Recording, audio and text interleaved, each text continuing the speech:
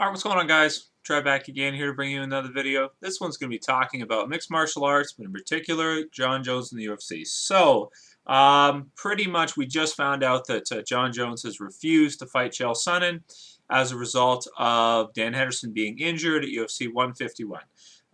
Which, even the president of the UFC, Dana White, and Lorenzo Fertitta, the owner, one of the owners, are disgusted with Jon Jones. So I kind of wanted to do this video to just get my thoughts out there and hear what you guys think so we can kind of talk about it. And that is Jon Jones the most hated fighter in the history of mixed martial arts?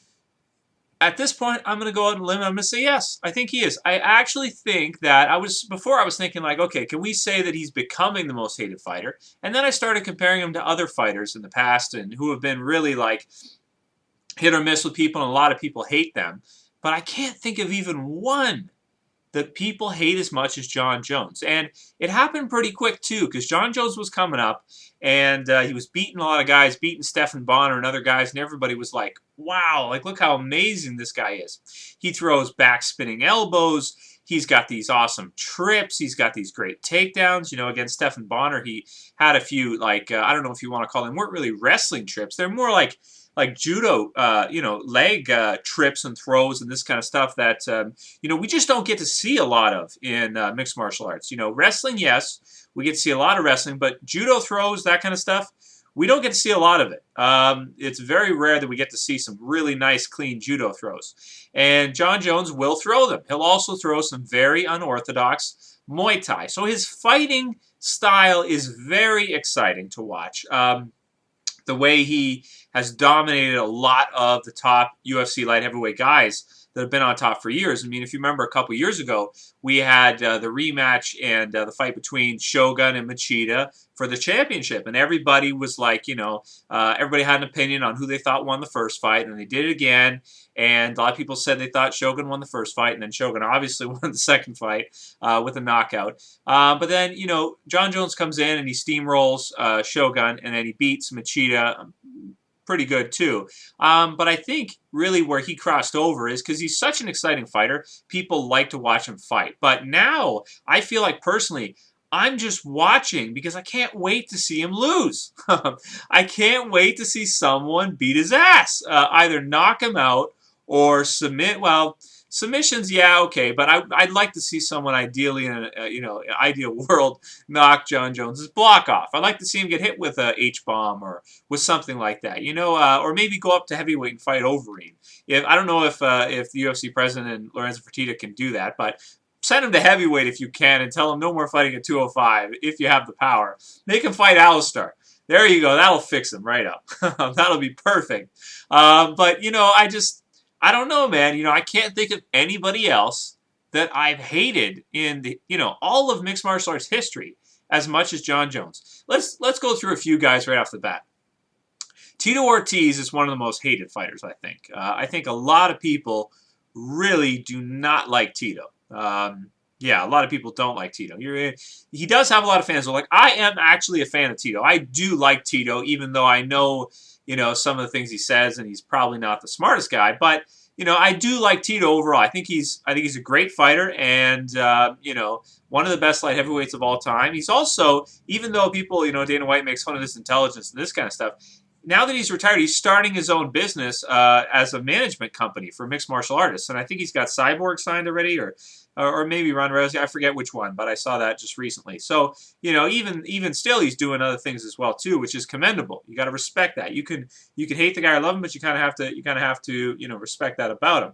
But even still, as many people hated Tito for his attitude and the things he did and said and that kind of stuff, you kind of had that thought about him that he was just kind of that type of guy, that he just, when he would dig the graves after he beat guys and that kind of stuff, that he was just that kind of exciting, entertaining fighter that really went out there and gives it everything he's got. And, yeah, when he fights after, if he loses, he might cry, this kind of stuff. A lot of people don't like that, but I respect that, man. Guys going out there, put his heart in line, doing everything he can. So I actually do like Tito, and, he's probably one of the most hated. Who else is there? Forrest Griffin is hated by a lot of people. But he's put on a lot of great fights, and he's been pretty exciting. Now, yes, he's got the running away thing, which a lot of people don't like. The run, Forrest, run thing, and the great gifs that you can see on the internet of him against Anderson Silva and stuff. But, I mean, that can happen to anybody, what happened to him against Anderson Silva. I mean, getting your jaw broken in a fight. And even worse than that, too, when you're swinging and giving everything you got against the guy, and he's dancing around your punches and making you look like a baby and then hits you in the face afterwards and breaks your jaw, yeah, I don't think it's outside the realm of possibility that a guy might run away from that and be like, oh my God, it's just a run, just get out of there. Especially when the guy's supposed to be a weight class below you, too. That makes a big difference also. But, none of these guys ever really turned down fights, especially as a champion. Tito messed around a little bit with Randy and Chuck and did the movies and that kind of stuff, but he had other things going on, and UFC was not what it is now. It was not stable, and the fighters were not getting paid like what they're getting paid now. It just wasn't the same situation. This situation with Jon Jones turning down the fight against Chael Sonnen, I think, is unprecedented. I mean, when have we seen a light heavyweight or, any champion of any weight class turn down a fight against the guy? Like, just blatantly, yeah, no, I don't want to do it. I don't want to do it. And even when, Dana White and Lorenzo Fertitta, these guys are trying to tell him, please, like, you got to imagine, because they're going to lose millions off of that, off of him denying the fight with Chael. You got to imagine that Dana White probably called him and was like, please, John, please, can you take this fight? We're going to lose, like, millions of dollars here, please. Or, yeah, I think you could say millions. I mean, not hundreds of thousands. They're probably going to lose millions off of this pretty easily. Tens of millions, maybe even, but definitely they're going to lose millions off this decision from Jon Jones. But, me personally, yes, Jon would probably smoke Chael. Okay, fine, granted. But still, it's better than no fight at all. It's better than us not having anything to watch that weekend and not have any fight. And all just because Jon Jones wants to be a prima donna and say, oh, I'm so great, I'm so amazing, I'm so awesome. Chael Sonnen's not even good enough. He doesn't even deserve a fight with me. He doesn't even deserve one. Well, I don't know about you, man, but I think, honestly, Chael Sonnen has done enough for the sport already. And if he's willing to accept the fight on 10 days' notice, when he wasn't training or anything like Jon Jones is training for a fight. Switching opponents from Dan Henderson to Chael, what's the difference? They're both wrestlers. They're both similar in terms of styles. They've trained their whole lives together. They're very similar fighters in terms of style. It's not like you're going from Dan Henderson to Lyoto Machida. It's a totally different style. No, they're basically the same style. Take you down or beat you with punches. Maybe Hendo has a little bit better boxing, but maybe Chael's a little bit better wrestling. Whatever. What's the big deal? Especially, he's from a weight class below that, too. You'd think that he'd be, Jon Jones would just say, yeah, let's do it. Let's do it. Whatever.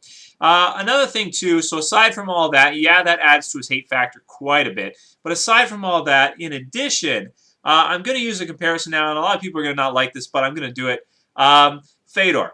Okay? When Fedor was the best in the world in Pride at heavyweight, and he was all that stuff, everything like that, when people would ask Fedor how he feels about, oh, he's the best and whatever, he was modest. And so was Anderson, too. He was modest. He'd say, I'm not the greatest.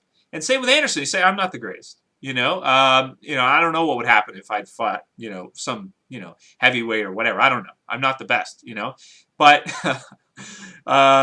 Jon Jones, on the other hand, will tell everyone that he's the best, and he's probably the most cocky fighter I've seen in mixed martial arts so far. Just making a lot of stupid decisions and the things he says and the things he does, and oh my gosh, it's just ridiculous. So, my opinion is, yeah, Jon Jones already, I can say, and he's not even that far into his career. To me, is already, my least favorite mixed martial artist of all time, and I will be watching every fight he's in. Just with the hopes, keep my fingers crossed, and just like begging and praying and waiting for someone to land on him and knock his head off. Hopefully it'll be somebody powerful like Reem or Hendo to the point where he goes to sleep. Anyway, let me know what you guys think about it. Jon Jones, the most hated fighter of all time. Trev says he is. Later, guys. Peace.